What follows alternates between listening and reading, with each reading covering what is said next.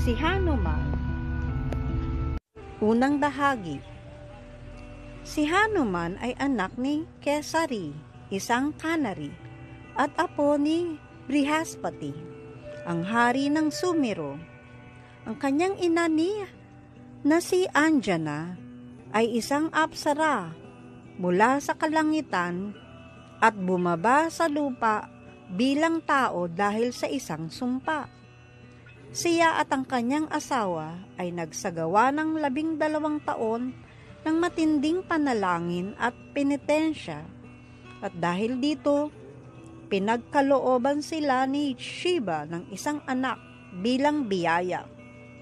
Ang anak na ito ay si Hanuman mismo.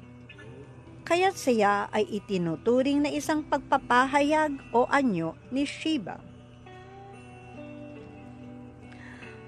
Madalas din na tinutukoy si Hanuman bilang anak ng Diyos ng hangin, si Vayu Devi, dahil sa kilalang kwento kung saan ang Diyos ng hangin ay nagdala ng isang sagradong puding kay Anjana. Ang puding na ito ay nagmula sa ritual ng Putrakama Yajna ni Haring Dasarat. Ang parehong puding ay kinain ng 3 asawa ni Haring Dasarat na humantong sa kapanganakan ni Rama, Lakshmana, Bharat at Satraguna. Ang puding na ito ay ibinigay din kay Anjana habang siya ay nananalangin kay Shiva na siyang nag-utos sa Diyos ng hangin na ipasok ang kanyang enerhiya sa sinapupunan ni Anjana.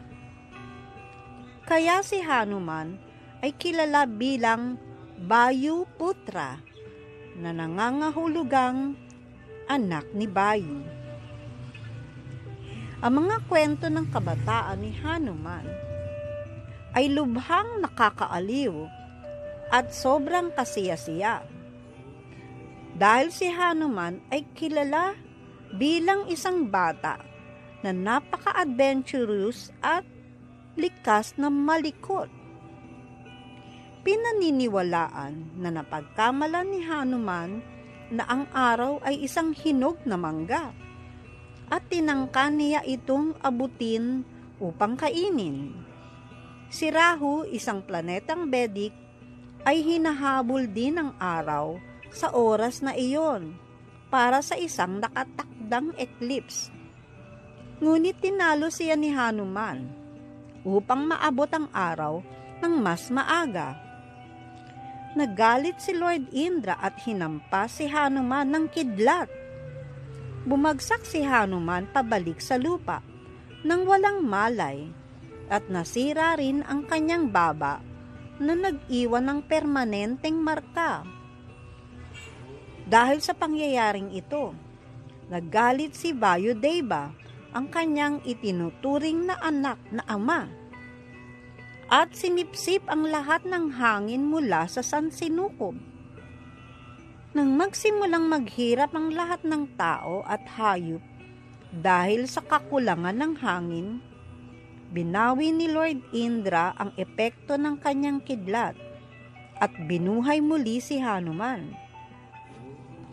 Binigyan din si Hanuman ng maraming biyaya mula sa Diyos upang mapakalma si Vayudeva. Ibinigay ni Brahma kay Hanuman ang isang hindi mababawi na sumpa na nagsisiguro na walang makakapantay sa kanya gamit ang anumang sandata sa digmaan. Biniyayaan din siya ng kapangyarihang magdulot ng takot sa mga kaaway, alisin ang takot ng mga kaibigan, at magpalit ng anyo upang makapaglakbay kahit saan. Biniyayaan naman siya ni Shiva ng mahabang buhay, karunungan sa mga banal na kasulatan, at kakayahang tumawid sa karagatan.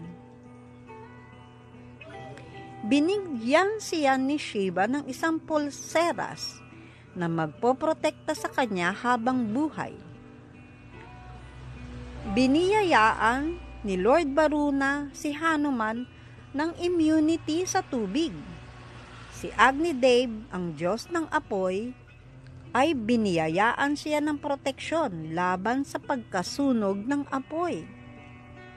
Si Surya Dev ay nagbigay kay Hanuman ng 2 biyaya ng yoga, laghima at garima.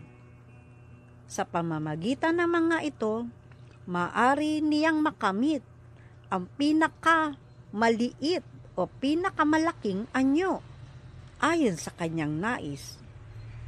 Biniyayaan din siya ng Diyos ng kamatayan, si Yama, na magandang kalusugan at immunity laban sa mga sandata. Kaya't siya ay ganap na protektado mula sa kamatayan. Si Kubera, ang tagapagtaguyod ng mga Diyos, ay nagbigay sa kanya ng walang hanggang kaligayahan at kasiyahan. Si Kamadeva, ang Hindu ng Diyos ng pag-ibig, ay biniyayaan si Hanuman ng kalayaan mula sa pagnanasa. Kaya siya ay idineklarang isang walang asawa. Binigyan din siya ng kanyang ama ng mas malaking bilis. Pagkatapos, naging estudyante ni Hanuman si Surya at nakakuha ng maraming kaalaman mula sa kanya. Humiling si Hanuman kay Surya na siya ay maging guro Dakshina, ngunit tinanggihan ito ni Surya. Gayunpaman, labis na nagpilit si Hanuman at sa wakas, hiniling ni Surya sa kanya na tulungan ang espiritual na anak ni Surya na si Sugriva bilang Guru Dakshina. Mula noon, naging ministro si Hanuman ni Sugriva. Sundan pa natin ang susunod na bahagi ng istorya. Haribol.